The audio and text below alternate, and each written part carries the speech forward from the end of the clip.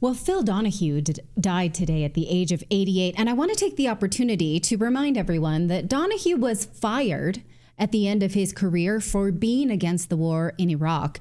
And that has important significance for us right now as the United States continues to drag us into a war to support Israel. He was known, of course, for his sensational talk show, but his career was sunset early for cautioning the American people against rushing to support the Bushes in their wars in the Middle East. So let's bring this back around today because it's important to remind ourselves why we were dragged into the war in Iraq. And it's very haunting to think, what if we had listened to him? What if he had been allowed to speak to the American people against war? How many lives might have been saved if those voices had not been silenced? So in February of 2003, Phil Donahue had the #1 show on MSNBC, and he was fired rather suddenly. Here is what an internal leaked memo from MSNBC said about that firing. It said an internal memo leaked to the press stated that Donahue was hurting the image of the network. He would be a, quote, difficult public face for NBC in a time of war.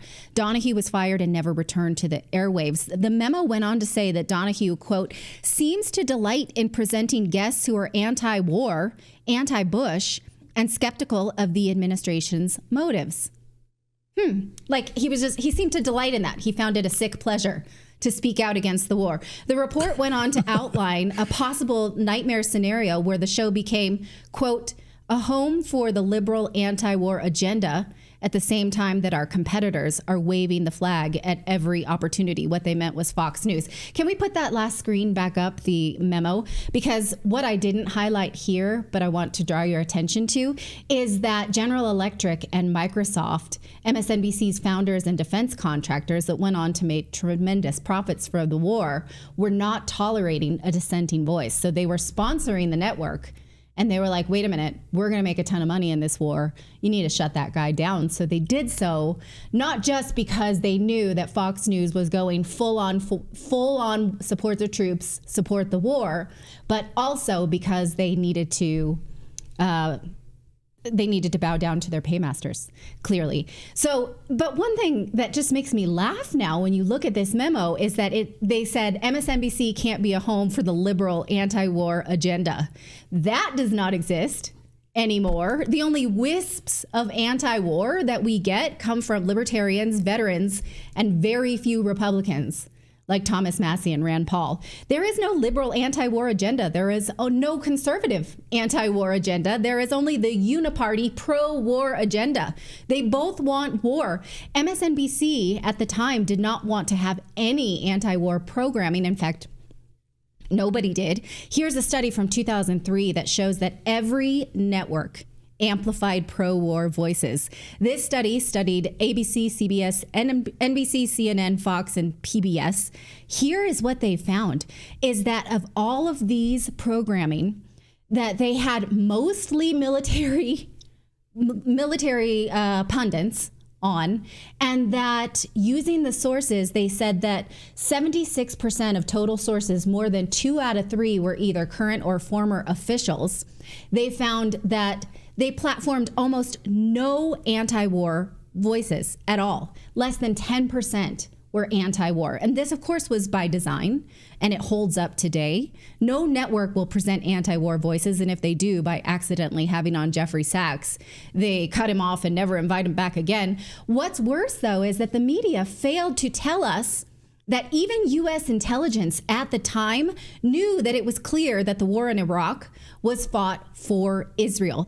This is from Scott Horton's great reporting about the 9/11 wars from his book, Enough Already. It says that National Security Advisor Rice's assistant, Philip Zelikow, admitted what experts understood, but the average American was never told, that the war was to be fought primarily to protect the interests of Israel, not the United States. So this is from his own memo, U.S. intelligence, saying, why would Iraq attack America or use nuclear weapons against us? I'll tell you what I think is the real threat, and has been since 1990, is the threat against Israel. And this is the threat that dare not speak its name because the Europeans don't care about that threat. I will tell you frankly, And the American government doesn't want to lean too hard on it rhetorically because it's not a popular sell. Don't look at the links between Iraq and al-Qaeda and then ask yourself, gee, is Iraq tied to Hamas and the Palestinian Islamic Jihad and the people who are carrying out suicide bombings in Israel? Of course it is. Easy answer, the evidence is abundant, but nobody told the American people that the war was a solid to Israel. That's why we were dragged into that. So people were canceled for it. Phil Donahue is one. It also mentions Jesse Ventura was another. So think about it. The war in 2003 was in the interest of Israel, but what if we had listened to anti-war voices? What if those links had been reported by the media? They were not. Over 4,000 U.S. servicemen were killed in that conflict. 31,000 were wounded. And then that's just us. The Iraqi death toll and the wars that resulted from that, we're still counting. We showed you this report from 2023 about the nonstop war on terror that now has a death toll from this Brown University study of over 4.5 million people and counting. This comes from not only that war, but the wars that were spun out of that in Afghanistan, Pakistan, Iraq, Syria, and Yemen. Most of these are indirect deaths, meaning they come from the post 9/11 wars, destruction of economies, public services, the environment. Indirect deaths just grow in scale over time, meaning that suffering continues 20 years later. Of these 4.5 million deaths, they say that most of them, in fact, 3.7 million, are indirect from the spread of disease, health problems, public services, that kind of thing. 7.6 million children under the age of 5 are still suffering from malnutrition in these regions. They are known as wasting children or stunting. And yet the media will tell you none of this, and they cancel these voices. So it's important to think about this in the wake of the death of Phil Donahue. And in fact, in 2006, MSNBC host Chris Matthews was asked about this on the air by journalist Amy Goodman from Democracy Now! They literally cut off her microphone. Watch. Chris, on 10 years of MSNBC, but I wish standing with you is Phil Donahue. He shouldn't have been fired for expressing an anti-war point of view on the eve of the election. His point of view and the people he brought on were I don't know what the reasons were, but I doubt it was that. Well, we have the NBC memo. That was a secret memo that came out that said they didn't want him to be the face of this network, an anti-war face at a time when the other networks were waving the flag. I think you might talk about Phil Donahue is a great remember patriot. me when you answer.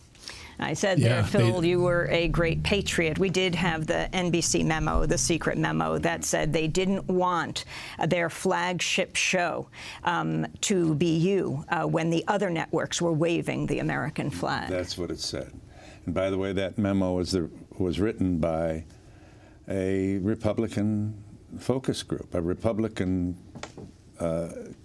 counseling group that took the focus group and that revealed that most of the people in the focus group didn't like me. But I saw that, Amy. And yet you were the most popular show. Well, often we led the night for the... Nobody burned the town down on MSNBC, including me. Fox just ran away with the ratings and continues to enjoy that success. Were you watching MSNBC that night? I did. I saw it. And I called the kids. I said, hey, I'm not sure I did it soon enough, but I certainly was grateful for. I mean, I needed the pat on the back at the time. Yeah, it's crazy to think about that, and sad too. I mean, it's sad also. We're reflecting on these former anti-war voices. Democracy Now!, which used to be. Yeah. You would hold that, not anymore. Right. So, I mean, yeah, it's sad to see what's happened. All of these voices pushed out when Tucker speak out against the war in Ukraine. Yeah. Right. And the purchasing of land by BlackRock and Vanguard inside of Ukraine, slamming Zelensky. Right. And then Tucker gets fired. Yeah. It's amazing, exactly. Right? Yeah, that's sort of the point I'm trying to make here is that anti-war voices suffer the consequences when it comes to mainstream media. Am I saying Donahue was a perfect journalist? Of course not. A lot of his sensationalism was then built upon by the tabloid talk shows. But again, I think that had he been canceled in the year 2024, maybe he could have become an independent media voice, but that was not the landscape on which he was pushed out, so he never really got his retribution. And again, every time I see some government mouthpiece justifying war, I think, how are you going to answer for this? Like, how will your soul answer for this in whatever form of afterlife you believe in? So this was the thought that I put on X today that I want to leave you with, is that he was fired again for speaking out against the war, and history now is sort of on his side. So may his soul rest in peace, given that he was on the right side of history, and may the rest of us remember that we too will have to answer for our stance on war one day. So let me know what you think of that.